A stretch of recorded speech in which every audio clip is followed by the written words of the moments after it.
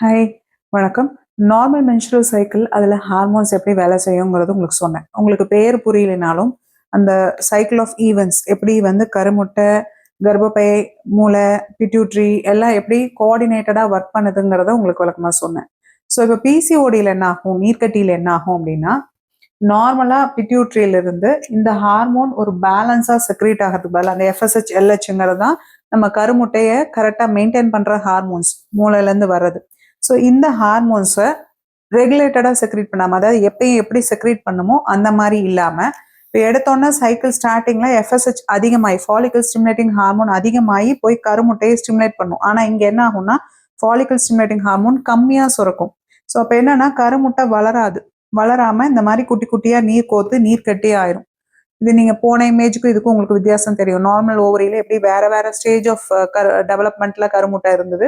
இதில் பார்த்தீங்கன்னா எல்லாம் ஒரே மாதிரி குட்டி குட்டியாக நீர் கோத்த கருமுட்டையாக இருக்குது. இதுதான் பாலிசிஸ்டிக் ஓவேரியன் டிசீஸ்ன்னு சொல்கிறோம்.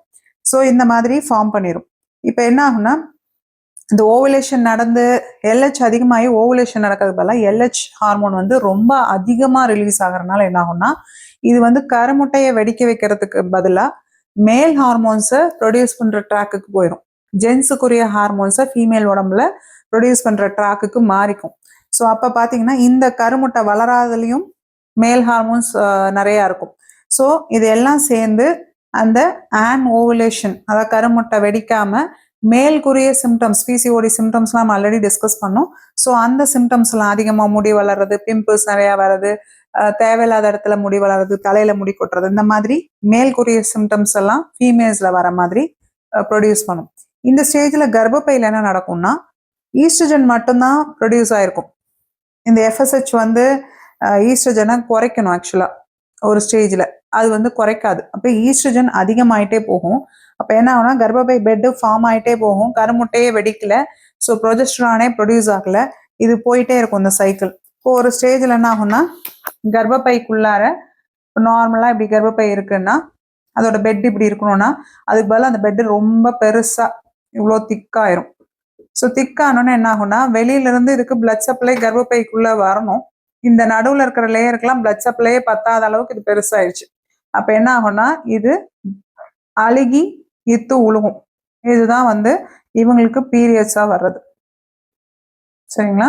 இது வந்து நார்மல் பீரியட்ஸ் கிடையாது. ஏன் நார்மல் பீரியட்ஸ் இல்லைன்னா இது வந்து ஈஸ்ட்ரஜனோட இன்ஃப்ளூயன்ஸில் பெருசான எண்டோமெட்ரியம் தானாக பிளட் சப்ளை பத்தாமல் கீழே விழுகுது. ரொம்ப நாள் கழிச்சு 3 மாதம் 4 மாதம், சில பேருக்கு 6-7 மாதம் கூட வராது.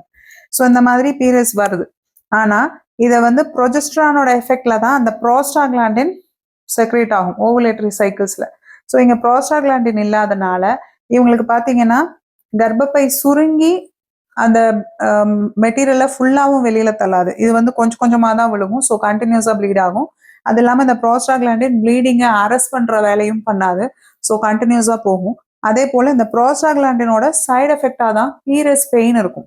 இவங்களுக்கு இந்த ப்ரோஸ்டாக்லாண்டின் இல்லாதனால இந்த மாதிரி ஓவுலேட்டரி சைக்கிளில் பொதுவாகவே பார்த்தீங்கன்னா ப்ளீடிங் நிறையா போகும், நிறையா நாள் இருக்கும், ஆனால் வலி இருக்காது. பீரியட்ஸ் பெயினே அவங்க ஃபீல் பண்ண மாட்டாங்க. அதுக்கு காரணம் இது இல்லாதனால, இந்த ஹார்மோனே இல்லாதனால, இந்த கெமிக்கலே இல்லாதனால. ஸோ இதுதான் நார்மலா பிசிஓடியில் இருக்கிற மென்சுரல் சைக்கிள். ஸோ இப்போ உங்களுக்கு புரிஞ்சிருக்கும் இந்த ப்ளீடிங் நார்மல் மென்சுரல் ப்ளீடிங் மாதிரி கிடையாதுன்னு சொல்லி. நன்றி.